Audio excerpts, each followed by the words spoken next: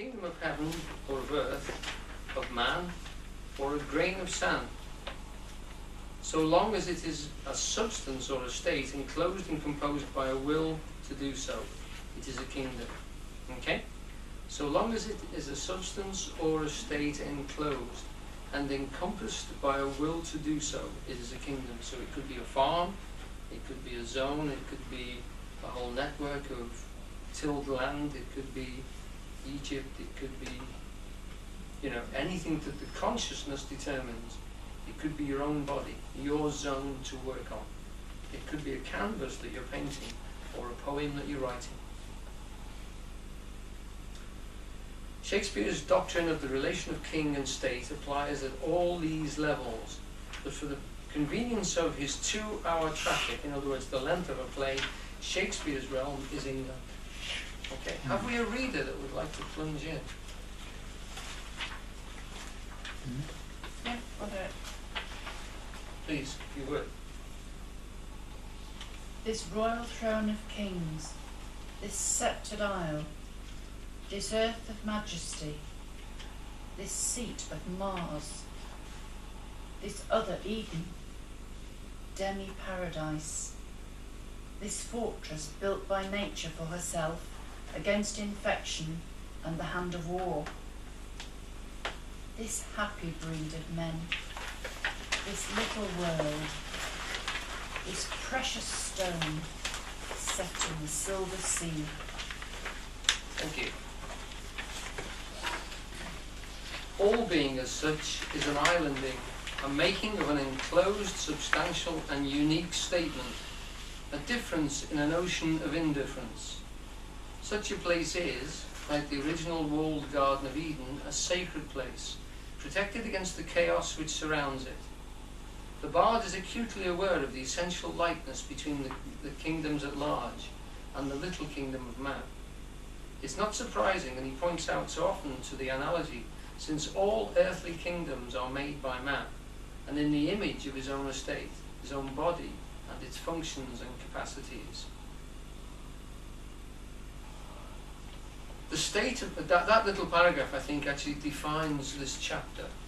Okay, the very fact that whatever this consciousness has chosen a zone, and inside that zone it's working, and the analogy from all levels works.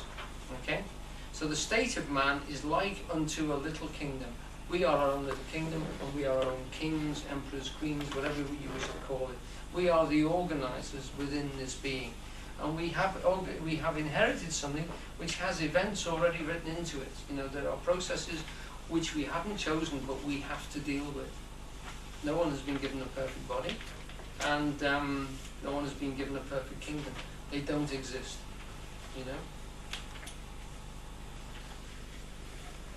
The state of man is like unto a little kingdom, says Brutus in Julius Caesar. And in a very different context, Jack Falstaff echoes his more noble fellow, referring as he does to this little kingdom man. King John does likewise, and makes direct reference to the cognate ills of man and the political entity. Another reader, please. John. Wow. In the body of this fleshly land, this kingdom, this confine of blood and breath, hostility and civil tumult reign. Thank you. We may look upon the realm as a religious man looks on his body, as a working house of spirit, a sacred space in which to manifest and bring into fruit that which has been sown therein. The resident genius in that house or state is its lord, engaged to develop it to its highest possible degree of attainment. The idea of substance as a medium in which the image of its king is impressed is universal. God speaks the word which organizes the receptive earth of time and makes it a witness to himself. The monarch performs a similar function in his kingdom, and individual man in his yet smaller continent. Okay? Now what's introducing here, we've got that first concept to work with, and then we're extending a bit and saying, well, this piece of work here then begins to reflect this being. Because the rule, the organization which which is then imposed from the central point, is reflected in the effects within the kingdom. So you are then, whenever you take anything on, whenever you start to work with anything, it then begins to reflect yourself back to you. You can see yourself in those processes. And that the being, the consciousness, the individual within that place has no other reference but to see that. It's the opposition which it's getting there, and the feedback it's getting, which informs it, you, me, everybody, about the whole process of the working relation between you. In other words, you see yourself reflected in the kingdom. The king does. And whether that's a piece of work, a garden, or whatever, it is your development, it is your project, it is reflection of you.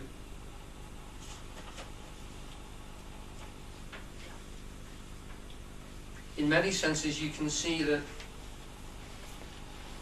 particularly it's true, I think, of artists, and I think particularly of visual artists, that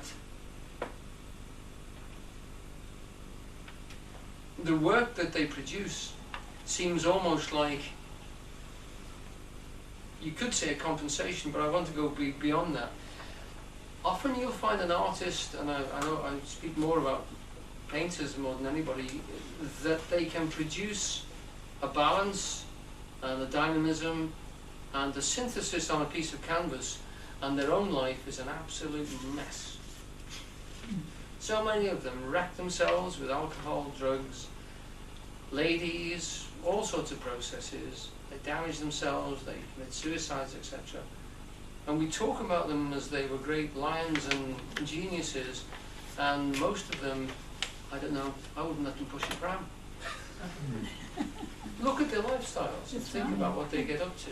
And then you must, it's as if the canvas becomes this thing which they can work with, that they can control, and that they can literally produce the cream of what they're capable of. And their lives just go to pot, go to hell. Very few of them, lived a normal, natural lifespan. And it's still true today. So this, if you like, that reflection, to us, we've got quite sophisticated because we'll have several areas of endeavour and projects to run. But that just extends the meaning which is, I think, is being presented here by David. The idea of substance as a medium in which the image of its king is impressed is universal. God speaks the word which organizes the receptive earth of time and makes it a witness to himself. The monarch performs a similar function in his kingdom, an individual man in his yet smaller continent. This is why the king, whose office is girt with symbols to remind the occupant of what he does, particularly cherishes the mnemonic of the sun, that binds his head in the form of a corona or crown. We may see in a Shakespeare concordance many a reference to the sun as a royal symbol, in splendour or covered by the envious clouds, as sovereign of his planetary realm, or as the king himself. But the sun's bright rays pierce the darkness of nescience, the darkness of not knowing, bringing light and movement to the otherwise immobile substance. The king is that sovereign orb. I'll read this one because it's only a little one. A largesse universal like the sun, his liberal eye doth give to everyone, as Chorus says of the king, who in his youth deliberately obscured his sun, so that when eventually it shone forth, its light was the more valued. The king as benefactor, source and font of the kingdom's ordered round, is the giver of all place and degree.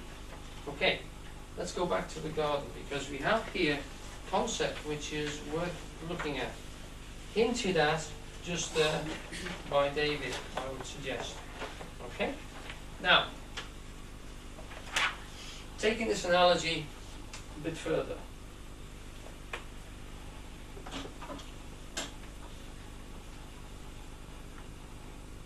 We have here a zone which is organized and ordered to produce fertility, to actually enable growth and harvest.